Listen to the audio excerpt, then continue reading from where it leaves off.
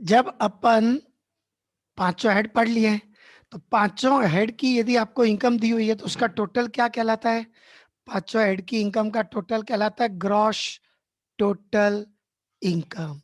उस gross total income में से यदि कोई डिडक्शन किसी को एप्लीकेबल हो रही हो, यदि है तो माइनस कर दिया जाता है। किसमें से? ग्रॉस टोटल इनकम में से, जो आप पढ़ चुके हो। अभी सेट ऑफ कैरी फॉरवर्ड में भी आप क्या करते थे? ग्रॉस टोटल इनकम निकालते थे। तो ग्रॉस टोटल इनकम में से यदि कोई डिडक्शन किसी के लिए एप्लीकेबल हो रही है तो उसको माइनस कर दो तो टोटल इनकम आ जाती है। तो यही हमारा, देखिए, इस चैप्टर का नाम क्या है? Deductions to be made from gross total income while computing या while compute total income। कि टोटल इनकम कैलकुलेट करने में जो डिडक्शन दी जाती है ग्रॉस टोटल इनकम में से, वो डिडक्शन, ये डिडक्शन पढ़ेंगे तभी आप टोटल इनकम वाला चैप्टर पढ़ सकते हो।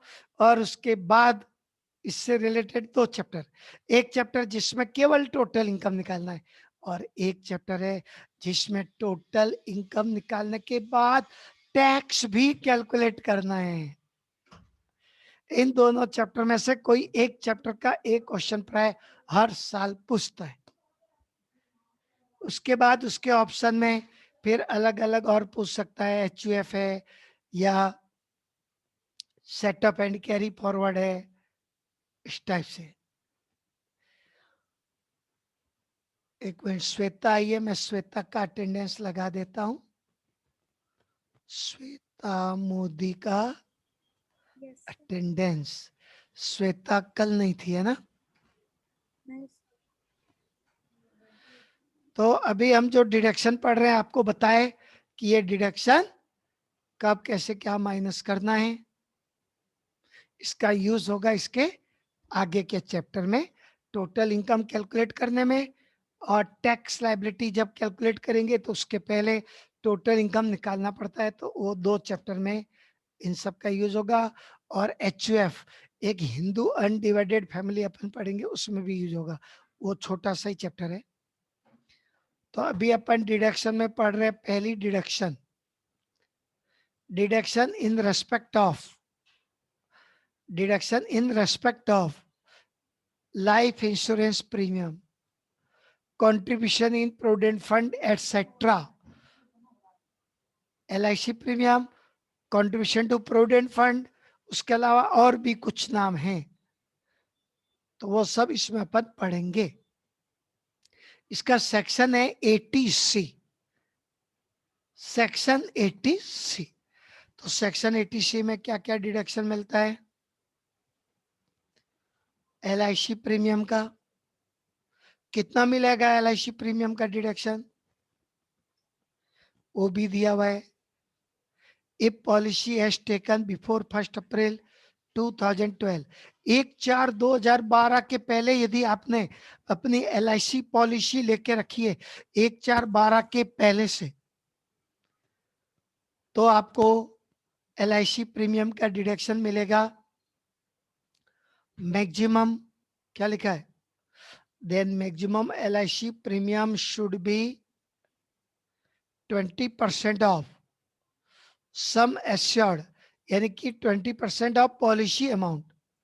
सम एश्योर्ड मतलब पॉलिसी अमाउंट का, पॉलिसी अमाउंट का 20% से ज्यादा नहीं हो सकता। लिखा ना, maximum LIC premium should be 20% of policy amount. मतलब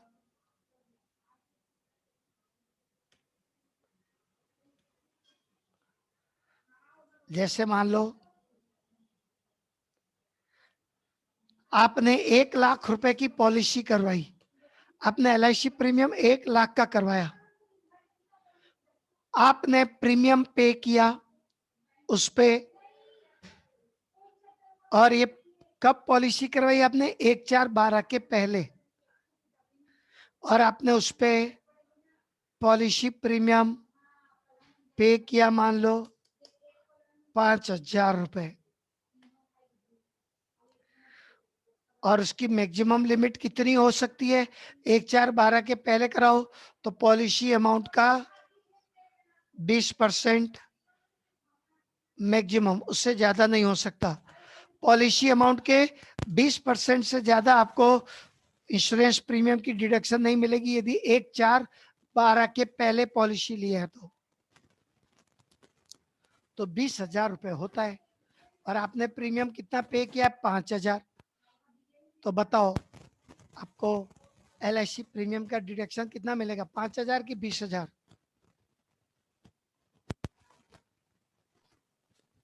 हाँ जी, मैक्सिमम लिमिट है इसकी 20% LIC मतलब पॉलिसी के अमाउंट का, पर आपने प्रीमियम पे किया है 5,000, तो 80C में LIC प्रीमियम का डिडक्शन 5,000 मिलेगा कि 20,000? 5,000। 5,000, क्योंकि 20,000 तो मैक्सिमम है,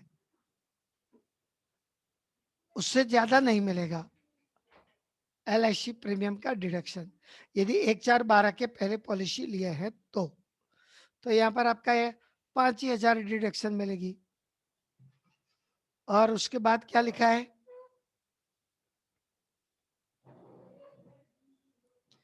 कि यदि पॉलिसी 1/4/12 या उसके बाद ली है, ये देखिए, a policy has taken on 1 April 2012 और after, then maximum premium, then maximum LIC premium का डिडक्शन कितना मिलेगा? कितना मिलेगा अदिति? 10% of sum assured. 10%। पहले जो 20% था उसकी जगह 10% हो जाएगा। 1 लाख की पॉलिसी है तो उसका 10%, 10,000, उससे ज्यादा आपको नहीं मिलेगा, 10% हो जाएगा। ये जो 20% लिखे थे उसकी जगह 10% हो जाएगा। और यदि कोई व्यक्ति मान लो डिसेबल है, कोई व्यक्ति डिसेबल है तो 10% की जगह कितना आ जाएगा? 15%। 15%। ये 15% मैक्सिमम लिमिट उसके लिए, डिसेबल के लिए, बाकी लोगों के लिए 10% है। 1/4/12 या उसके बाद है तो, और 1/4/12 के पहले लिया है तो सबके लिए 20%, चाहे डिसेबल हो या कोई भी हो।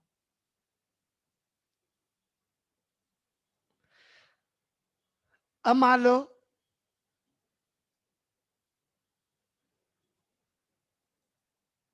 किसी ने प्रीमियम पे किया है 5,000 और मैक्सिमम लिमिट 10%, 10,000, तो 5,000 मिलेगा।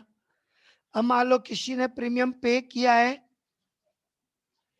12,000, LIC प्रीमियम 12,000 पे किया है, तो बताओ उसको LIC प्रीमियम का डिडक्शन पूरा 12,000 मिलेगा कि 10,000 मिलेगा? 10,000। 10,000, क्योंकि मैक्सिमम लिमिट 10% ही है 1/4/12 या उसके बाद पॉलिसी लिए हैं तो। उसके बाद ए पॉइंट क्या था? LIC premium. ए पॉइंट था LIC प्रीमियम, खत्म। बी पॉइंट, बी पॉइंट है contribution, contribution to statutory provident fund, जिसको हिंदी में वैधानिक प्रोविडेंट फंड बोलते हैं, बुक में लिखा होगा। उसके बाद है रिकॉग्नाइज प्रोविडेंट फंड, जो आप पढ़ चुके हो ऑलरेडी सैलरी में, रिकॉग्नाइज प्रोविडेंट फंड जिसको हिंदी में बोलते हैं प्रमाणित प्रोविडेंट फंड। उसके बाद पब्लिक प्रोविडेंट फंड यानी कि सार्वजनिक प्रोविडेंट फंड। उसके बाद है सुपर एन्वेशन फंड, हिंदी में भी वही लिखे रहता है, सुपर एन्वेशन फंड। तो 80C की डिडक्शन LIC के अलावा और भी कई सारी चीजों के लिए मिलती है।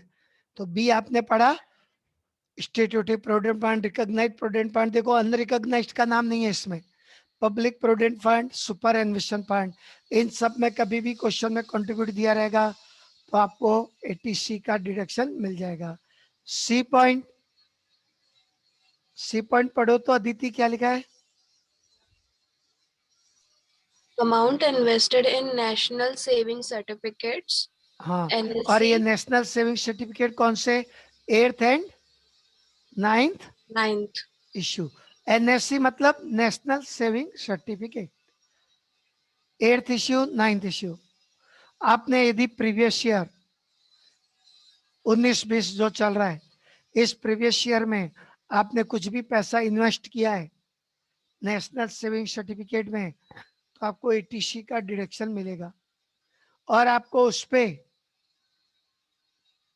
अब आपने मान लो इसका इन्वेस्टमेंट पहले से ही करके रखा है तो आपको कोई इंटरेस्ट मिला हो, ये देखिए interest accrued on national saving certificate यानी कि NSC 8th and 9th issue, यदि कोई इंटरेस्ट हमको मिला है या एक्रूड हुआ है प्रीवियस ईयर में तो उसका भी डिडक्शन मिलेगा 80C में। पैसा इन्वेस्ट किए तो उसका तो भी मिलेगा और उस पे आपको जो कोई इंटरेस्ट वगैरह एक्रूड हुआ है तो इंटरेस्ट पे भी मिलेगा। इसके बाद क्या था? 9th, contribution in the name of self comma spouse और हिज और her child for participation in the unit linked insurance plan 1971 of the UTI। UTI मतलब यूनिट ट्रस्ट ऑफ इंडिया। यदि कोई व्यक्ति यूनिट ट्रस्ट ऑफ इंडिया के किसी unit link plan में पैसा कंट्रीब्यूट किया है तो उसमें भी 80C का डिडक्शन मिलेगा, चाहे खुद के लिए या स्पाउस यानी खुद के जीवन साथी वाइफ के लिए और बच्चों के लिए। फिर नेक्स्ट एफ। एफ क्या है शालिनी? एफ वाला पॉइंट। Yes, sir.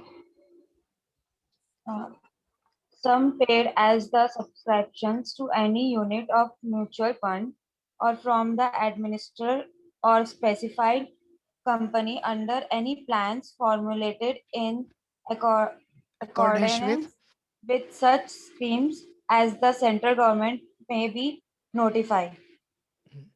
मतलब सेंट्रल गवर्नमेंट ने कोई स्कीम नोटिफाई कर दी है, ऐसे कोई स्कीम में या म्यूचुअल फंड वगैरह में तो ये भी 80C में डिडक्शन मिलेगा। हालांकि ये पॉइंट बहुत कम ही मिलेगा आपको। फिर नेक्स्ट शालिनी अगला पॉइंट क्या है? Payment of tuition fees to university, college, schools or any education institute. हाँ, यदि कोई व्यक्ति कोई ट्यूशन फीस पे करता है चाहे यूनिवर्सिटी को, कॉलेज को, स्कूल को या किसी इंस्टीट्यूट को तो उसमें भी उसको 80C का डिडक्शन, या उसके पेरेंट्स को, उसके पेरेंट्स ने पे किया तो पेरेंट्स को मिल जाएगा। पेरेंट्स अपने बच्चों का जो भी ट्यूशन फीस पे करते हैं 80C में उनको डिडक्शन मिल सकता है, लेकिन उसका प्रूफ होना चाहिए, उनके पास रिसिप्ट होना चाहिए। फिर next point, Repayment of installment of loan to purchase or reorganization of a registered house, reconstruction residential और house. खरीदने या बनाने के लिए, रेसिडेंशियल हाउस बनाने या खरीदने के लिए कोई व्यक्ति लोन लेके रखता है तो उसका जो रीपेमेंट करते हैं इंस्टॉलमेंट, उसका भी डिडक्शन। इंस्टॉलमेंट जो रीपे करोगे, आपने जैसे 40,000 रुपए की इंस्टॉलमेंट पे की साल भर में तो 40,000 रुपए आपको 80C में डिडक्शन मिल जाएगा, लेकिन रेसिडेंशियल हाउस होना चाहिए। Next, Amount invested in approved debentures and equity shares in a public company engaged in infrastructure. infrastructure. जो इंफ्रास्ट्रक्चर मतलब जैसे रोड बनाने के काम, इस टाइप के, कोई मकान बनाने का काम, मतलब जो इंफ्रास्ट्रक्चर के काम करते हैं, कैनाल बनाने के काम, तो इंफ्रास्ट्रक्चर डेवलपमेंट का जो काम करते हैं ऐसे कंपनियों के यदि आप इक्विटी शेयर या डिवेंचर खरीदते हो तो उसका भी आपको डिडक्शन मिल जाएगा 80C में। फिर फिफ्थ पॉइंट, अगला point, Deposit in 5 years post office time deposit account. फिर Deposit in senior citizen savings scheme 2004. Last Deposit in point, deposit in Sukanya Sukanya Sukanya Samriddhi Samriddhi account. account. तो ये जितने नाम है इन सब में यदि आप पैसा डिपॉजिट करते हो तो ये सब में आपको 80C का डिडक्शन मिलेगा। लेकिन ये जितने भी अपन पढ़े ना, LIC हो या कोई कंट्रीब्यूशन हो प्रोविडेंट फंड वगैरह में, या ये जितना NSE, ये सब मिला के पूरा जितना अपन पढ़े L तक, ये सब मिला के मैक्सिमम 80C का डिडक्शन कितना मिलेगा? 1,50,000. हाँ, 1,50,000। 80C की डिडक्शन कभी भी 1.5 लाख से ज्यादा नहीं हो सकती। मैक्सिमम 1,50,000। मान लो आपने LIC भी लिया, कुछ कंट्रीब्यूट भी किया, कुछ पैसा इन्वेस्ट किया NSE, ये सब मिला के मान लो आपका 1,70,000 हो रहा है, तो आपको कितना मिलेगा 80C का मैक्सिमम डिडक्शन? 1.5 लाख, 150, उससे ज्यादा नहीं मिलेगा। तो 80C का maximum limit 1.5 lakh. Next, deduction in respect of contribution to pension funds of LIC। LIC के पेंशन फंड में या LIC के अलावा और भी कोई कंपनियां हैं जो लाइफ इंश्योरेंस करती है, तो उसके उसमें अपन यदि उनके पेंशन फंड में पैसा कंट्रीब्यूट करते हैं तो उसके लिए 80C, 80C. This deduction is provided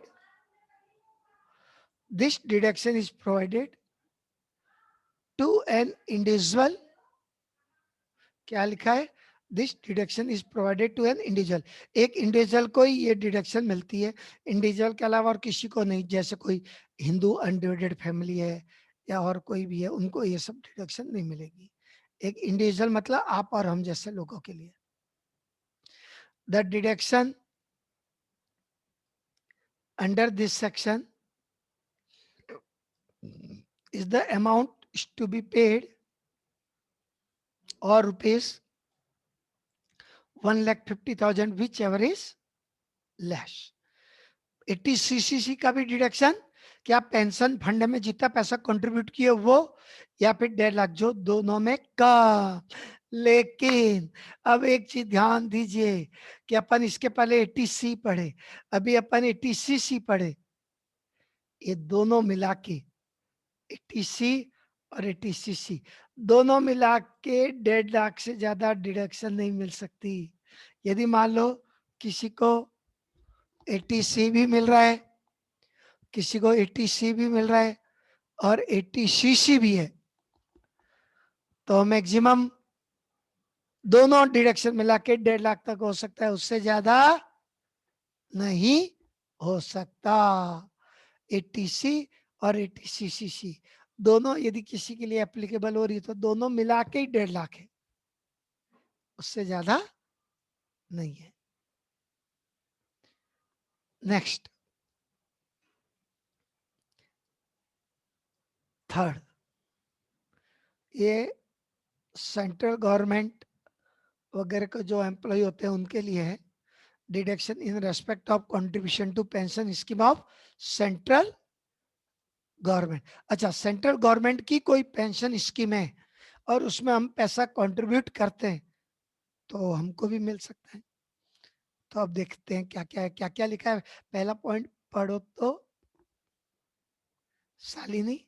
This deduction is provided to an employees of the central government who has been appointed on or after 1 January 2004 or an employee of any other employer or an अच्छा, इसमें ये assessed ऐसा being होगा कि appointed on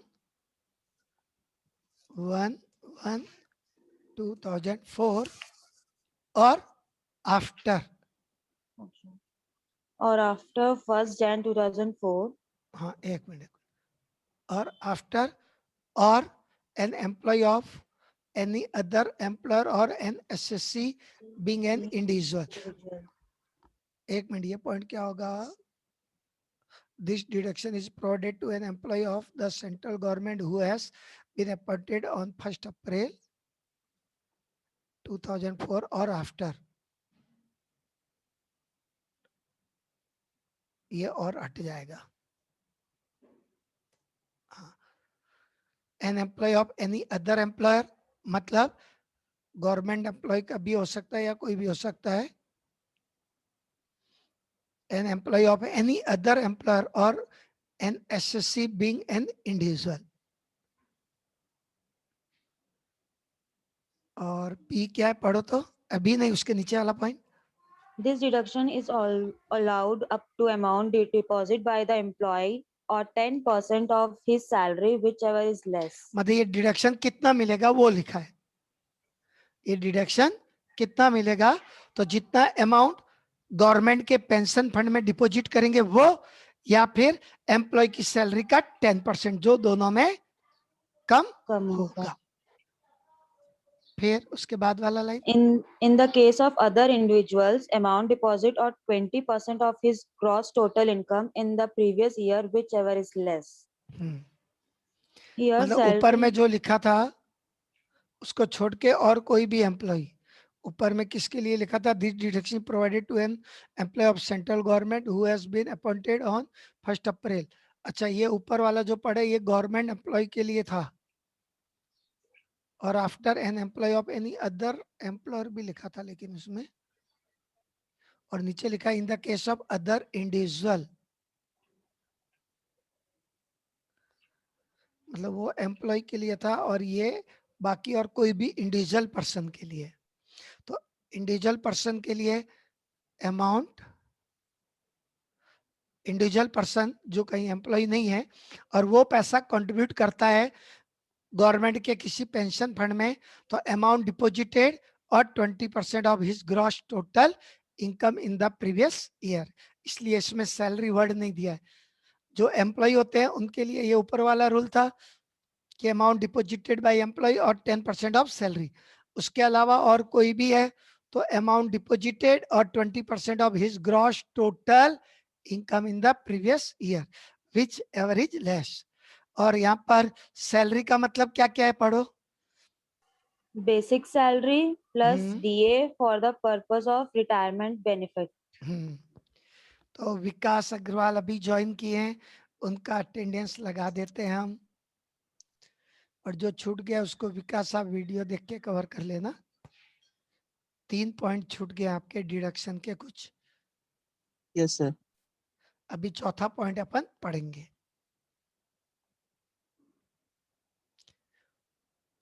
हाँ जी, अब चौथा deduction medical. हाँ, ये डिडक्शन भी काफी यूज होता है। एक तो 80C यूज होता है, ये 80D भी यूज होता है काफी। मेडिकल और हेल्थ इंश्योरेंस प्रीमियम कई लोग लेते हैं ना, अपना मेडिकल इंश्योरेंस करवाते हैं ना, हेल्थ इंश्योरेंस, वही वाला है ये अंडर section 80D। This deduction will be allowed और self for self and family. Family मतलब पति है तो पत्नी के लिए, पत्नी है तो पति के लिए, स्पाउस मतलब वो युवा जीवन साथी, और डिपेंडेंट चिल्ड्रन, केवल डिपेंडेंट चिल्ड्रन। जो बच्चे डिपेंडेंट नहीं है उनके लिए आपको नहीं मिलेगा हेल्थ इंश्योरेंस प्रीमियम, केवल अपने या अपने जीवन साथी के लिए और डिपेंडेंट बच्चों के लिए, इंडिपेंडेंट बच्चों के लिए नहीं है। तो कितना मिल सकता है ये डिडक्शन? मैक्सिमम 25,000. मैक्सिमम 25,000 है। यदि आपने हेल्थ इंश्योरेंस प्रीमियम 5,000 पे किया तो 5,000 का मिलेगा। ये 20,000 तो मैक्सिमम है, 20 नहीं 25,000 तो मैक्सिमम है। और मान लो कोई व्यक्ति अपने परिवार के अलावा, परिवार मतलब खुद का और पत्नी का और बच्चों के अलावा अपने पेरेंट्स के लिए भी लिया है, तो ये डिडक्शन देखो बी पॉइंट कितना लिखा है शालिनी? पेरेंट्स के लिए भी for 25,000 है। up to 25,000. हाँ If parents is senior or super senior citizen, then hmm, maximum limit is rupees 50,000. हाँ 50,000 मतलब डबल। सीनियर और सुपर सीनियर सिटीजन है पेरेंट्स तो डबल मिल जाएगा इसका डिडक्शन। 25 दूनी 50। तो ये डिडक्शन हेल्थ इंश्योरेंस की खुद के पति पत्नी और बच्चों के लिए 25, पेरेंट्स के लिए और 25, और यदि पेरेंट्स सीनियर सिटीजन है तो 50 हो जाएगा। नेक्स्ट फिफ्थ पॉइंट है deduction in respect of maintenance including medical treatment of dependent who is a person with disability, section 80 D. जो बच्चे या कोई भी मतलब कोई भी व्यक्ति इंडिपेंडेंट मतलब वो है डिसेबल है और हमारे ऊपर डिपेंड है। एक मिनट,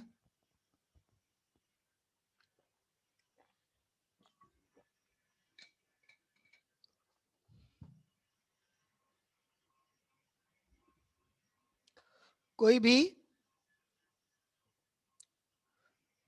डिसेबल है और हमारे ऊपर डिपेंड है और हम उसके मेंटेनेंस वगैरह के लिए खर्चे करते हैं, यदि हम उसके मेंटेनेंस वगैरह के लिए खर्चे करते हैं तो ये डिडक्शन मिलेगा।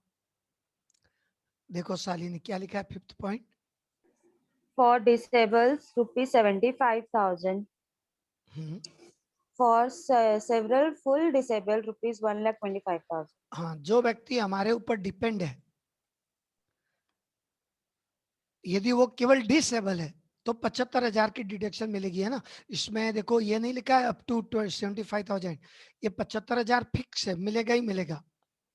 और जो हमारे ऊपर डिपेंड है वो फुली डिसेबल है, फुली ब्लाइंड है या टोटली वो ऐसा है कि चल नहीं सकता कुछ भी, तो फुली सेवर है यानी फुली डिसेबल है, तो ये डिडक्शन कितना मिल जाएगा 1,25,000, चाहे आप खर्चा कम करो या ज्यादा। तो सब लोग ध्यान दीजिए भाई कि 80 डी हमारे ऊपर कोई व्यक्ति डिसेबल है तो उनके लिए चाहे खर्चा कम करो या ज्यादा ये डिडक्शन मिलेगा ही मिलेगा इतना। 75,000 फुली डिसेबल है तो 1,25,000।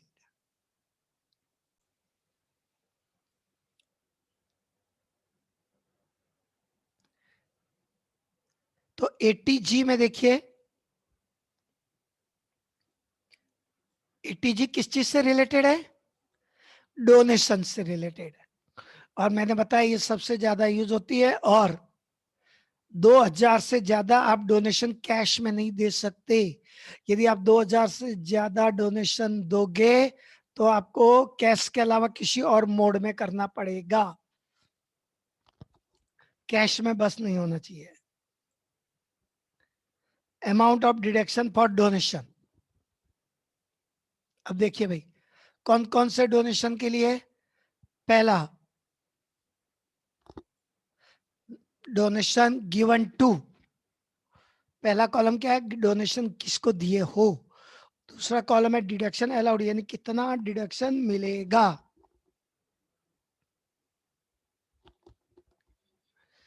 पहला donation given to national defence fund जिसको एनडीएफ बोलते हैं शॉर्ट में। नेशनल डिफेंस फंड में यदि कोई व्यक्ति डोनेशन देता है तो कितना डिडक्शन मिलेगा हर्षिता। 100%। आप यदि 1,00,000 डोनेशन दोगे तो पूरा 1,00,000 का डिडक्शन मिल जाएगा। आप 10,000 रुपए डोनेशन दोगे एनडीएफ के लिए, नेशनल डिफेंस फंड के लिए, तो पूरा 10,000 मिल जाएगा। कोई 5 लाख रुपए देगा तो पूरा 5 लाख का डिडक्शन मिल जाएगा, जितना देगा पूरा। वैसे तो बहुत सारा आप बुक में देखोगे ना तो ये डिडक्शन करीब 3 पेज में दिया हुआ है, बहुत कई सारे दुनिया भर के नाम दिए हुए हैं, कई सारे उसमें रूल रेगुलेशन है। ये तो शॉर्ट में मैंने बनाया है जो जो मेन यूज होता है। आपको पूरा और डिटेल पढ़ना है तो आप बुक से पढ़ सकते हैं। तो एनडीएफ के बाद prime ministers national relief fund, prime minister national relief fund में आप डोनेशन देते हैं तो इसमें भी पूरा का पूरा 100%, पूरा 100%। उसके बाद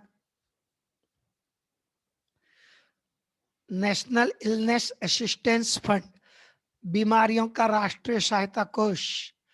तो नेशनल इलनेस असिस्टेंस फंड में भी जितना डोनेशन दोगे उसका पूरा 100%। अब देखिए आप फोर्थ पॉइंट क्या लिखा है शालिनी? Jawaharlal Nehru memorial fund. यदि कोई व्यक्ति Memorial Jawaharlal fund. Nehru memorial fund में कंट्रीब्यूट करता है, पैसा डोनेट करता है, तो कितना लिखा है शालिनी इसमें? 50% of amount of donation. हाँ, जैसे आपने 10,000 रुपए डोनेशन दिया तो कितना डिडक्शन मिलेगा? 5,000. बिल्कुल सही। 5,000 दिया है तो 25,000 का डिडक्शन मिलेगा। 1 लाख का दिया है तो 50,000 का मिलेगा। तो जितना डोनेशन देंगे उसका 50%। Jawaharlal Nehru memorial fund, Indira Gandhi memorial trust, उसमें भी वही है 50% ऑफ अमाउंट ऑफ डोनेशन।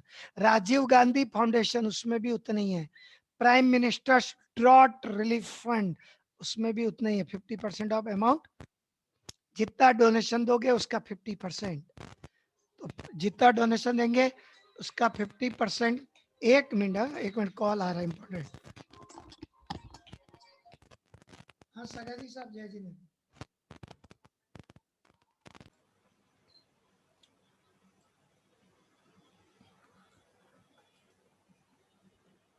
अब इसमें ये जो पॉइंट है 8 और 9, ये थोड़ा सा क्या है कि इसके लिए कैलकुलेशन करना पड़ता है।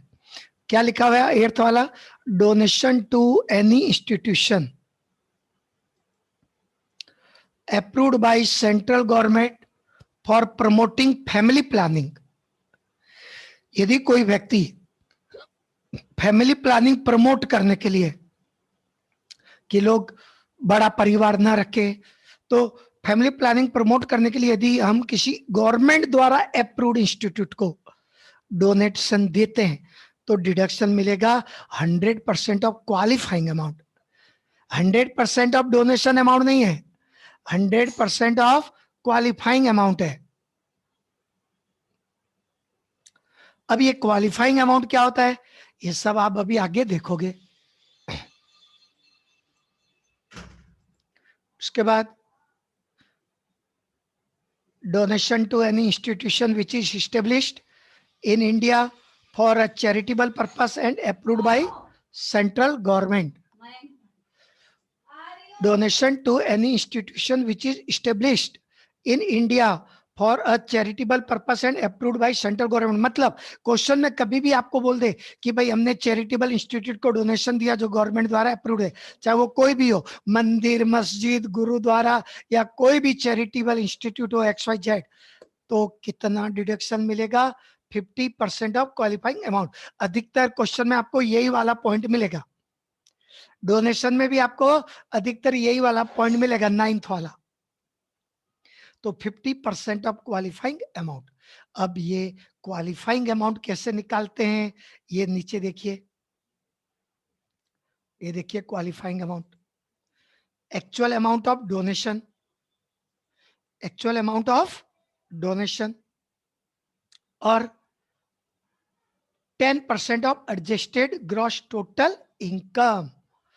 वापस सुन लीजिए, क्वालिफाइंग अमाउंट आपने जो डोनेशन दिया है वो अमाउंट, या फिर gross total adjusted gross total income का 10%, जो दोनों में कम, विच एवर इज लेस। अब आप बोलोगे ये एडजस्टेड ग्रॉस टोटल इनकम कहां से आ गया, ये क्या होता है? तो वो आपको क्वालिफाइंग अमाउंट के पहले निकालना पड़ेगा। ये देखिए नीचे में, adjusted gross total income is equal to gross total income जो आप निकालते ही हो पांचों हेड का टोटल करके, minus long term capital gain यदि है तो, minus short term capital gain under section 111A वाला जो अपन कैपिटल गेन में पढ़ चुके हैं। ये 111A वाला अलग है, हर कोई short term capital gain minus नहीं होगा यहाँ, 111A वाला। और ये आप शॉर्ट उसमें लिखवाया हुआ है कैपिटल गेन में कि आप स्टॉक एक्सचेंज मार्केट के थ्रू कोई इक्विटी शेयर बेचते हैं और सिक्योरिटी ट्रांजैक्शन टैक्स पे कर देते हैं, तो वो इसमें आता है अंडर सेक्शन 111A में। ये कैपिटल गेन में आपका लिखा हुआ है अलग से। तो वो यदि है तो माइनस 80G को छोड़कर, क्योंकि 80G तो अपने को कैलकुलेट करना है, उसको छोड़कर बाकी कोई भी डिडक्शन यदि क्वेश्चन में 80C या 80D या 80DD या कोई भी XYZ 80U तक 80G को छोड़ के वो भी सब माइनस हो जाएगा। किसमें से ये सब चीजें माइनस कर रहे थे अपन? ग्रॉस टोटल इनकम में से। तो आपका क्या आ जाएगा? Adjusted GTI. फिर एडजस्टेड जीटीआई का 10% और एक्चुअल अमाउंट ऑफ डोनेशन, जो दोनों में कम वो फिर आपका क्वालिफाइंग अमाउंट कहलाएगा। इसमें किसी को कुछ पूछना है तो पूछ लो। फिर अगला डिडक्शन बढ़ रहे हैं अपन। अच्छा, अपन अभी पता ही नहीं चला ना आज, इसके कारण टाइम थोड़ा सा मैं बीच में आप लोगों को गैप कर दिया, लेकिन इसके बाद वाला डिडक्शन इसी से रिलेटेड है, इसलिए इसको बस कर लेते हैं। उसके बाद मैनेजमेंट अकाउंट। ये देखिए, deduction in respect of rent paid under section 80G। कोई व्यक्ति किराए में मकान लेके रहता है, कोई व्यक्ति किराए के मकान में रहता है, तो उसको ये डिडक्शन मिलेगी 80G। कितना मिलेगा ये डिडक्शन? 3 पॉइंट है, तीनों में जो सबसे कम होगा। पहला पॉइंट क्या है Shalini? 25% of adjustment GTI. Adjusted GTI, जो अभी ऊपर में पढ़े थे ना वैसे ही निकलेगा। Second point, Rent paid minus 10% of adjusted gross total income. बिल्कुल सही। और थर्ड पॉइंट, Rupees 5,000 PM. पर मंथ। पीए मतलब पर Per मंथ। month. Okay, इन per तीनों में month. जो सबसे कम Whichever होगा is less. वो डिडक्शन मिलेगा। मान लो मैं मकान किराए में लेके रहता हूँ, 5 मिनट रुक जाओ। यदि मैं मकान किराए में लेके रहता हूँ तो मेरे को ये डिडक्शन मिलेगी। एडजस्टेड जीटीआई यहां भी लिख दिया, देखो नीचे, ग्रॉस टोटल इनकम माइनस वही long term capital gain minus short term. लेकिन यहाँ पर लिखा है डिडक्शन अंडर सेक्शन 80C से 80U एक्सेप्ट 80GG, क्योंकि 80GG कैलकुलेट कर रहे हैं अपन, तो एक्सेप्ट 80GG। अब एक चीज ध्यान रखना, जो लोग कहीं एम्प्लॉय है, जो लोग कहीं एम्प्लॉय और उनको HRA मिलता है, तो उनको ये डिडक्शन नहीं मिलेगी। If employee is receiving HRA, then the deduction will not be allowed to him. जो लोग कहीं भी एम्प्लॉय है और उनको HRA मिल रहा है तो ये डिडक्शन नहीं मिलेगा। ठीक है। इसके बाद अब इसमें थोड़ा सा जो डिडक्शन बचा हुआ है उसको कल लेके और कल इसके क्वेश्चन बनाएंगे। ठीक है। अभी अपन लेंगे मैनेजमेंट अकाउंट।